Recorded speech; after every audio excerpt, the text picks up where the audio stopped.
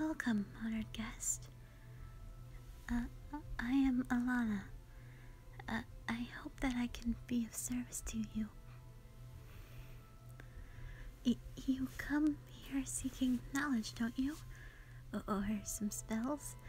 I can provide just about anything. Yes, you've needed a spell to cast a small fire? I can provide this, but I'd like to tell you that you're not the first one to come here asking for such a thing. Well, the town, dare I say the entire continent has, well, we've been cast into an eternal winter. Or at least, however long eternal may be. Though, I do believe you would fare better getting some winter gear and stuff. You know, some proper boots, some walking sticks, some heavy coats. I'm afraid that spells are only a temporary solution. But if you want something else, then I have a tip for you. If you are to go out into the fields, be it for ore or anything of the sort, be wary of a white dragon. She has just begun flying overhead, but already the flapping of her wings has brought a terrible snowstorm. We've managed to use some of our magic to make it a bit, less merciless, but I'm afraid like I said, it's not a permanent solution. I fear what will happen to the people if we cannot protect this place. And dare I say, her rage will slowly build and spread across the world until it is only covered in frost and death. Tell me, is she posing you duress? I was afraid of that. She is called Karumu.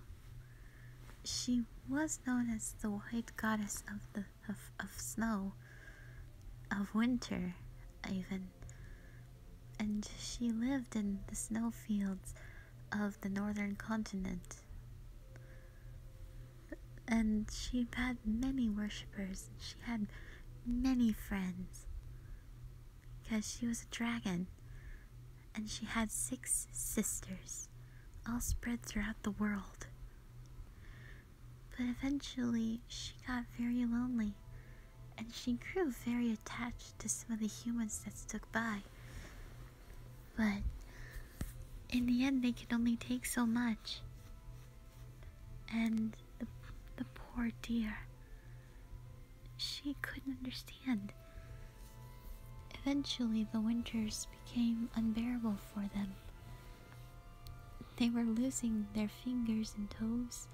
They couldn't afford to lose anything anymore.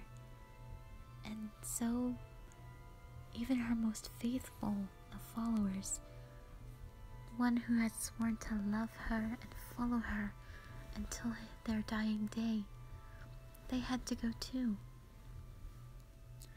This drove Karumu into a deep despair, one that brought the most terrible snowstorm upon her home.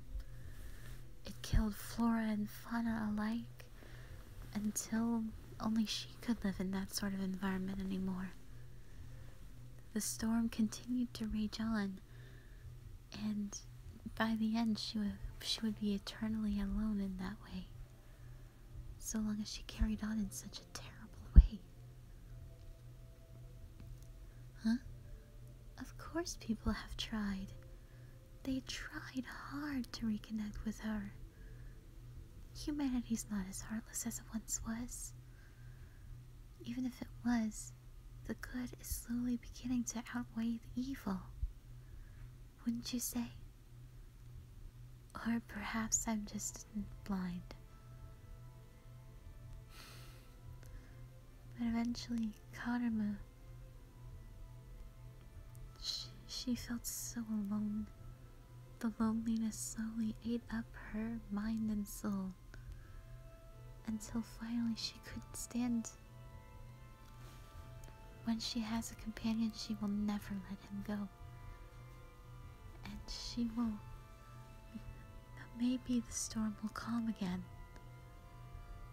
But I doubt that she will be inclined to allow the storm to calm. There is no eye to that tempest. There is no relief, no hope of less pain.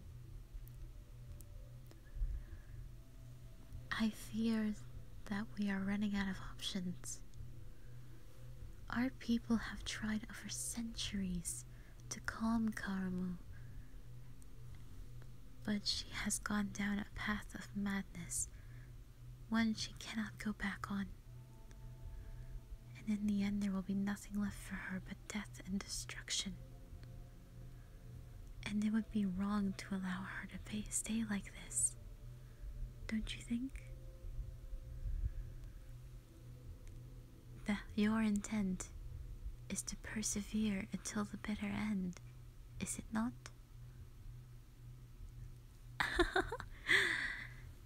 Good, good. What is bravery without a dash of recklessness? I've taken a liking to you. I will need you to brave the snow fields, because if we are to do this, there is something we'll need. You must go to the Misty Plateau, and on the very top, you will find the Amber Dragon. If you please her, you will be able to cut off a part of her tail. Fear not. She's done this before many times. She's always been available to those that have struck her liking. She will serve them in any way she can. Though, she has always been an anomaly to us. We never quite know what she wants. But enough about that. Once you get that, you must bring it to me. I will fashion it into a weapon that we can use to defeat Karumu. I can hear the black dragon, the eldest of the 7, is swiftly approaching this place with the intent of stopping her, but she will not be able to do it alone. It's up to us to help her. I cannot imagine slaying your own sister will be easy. She's strong enough to physically, but I fear that her emotions will impede her.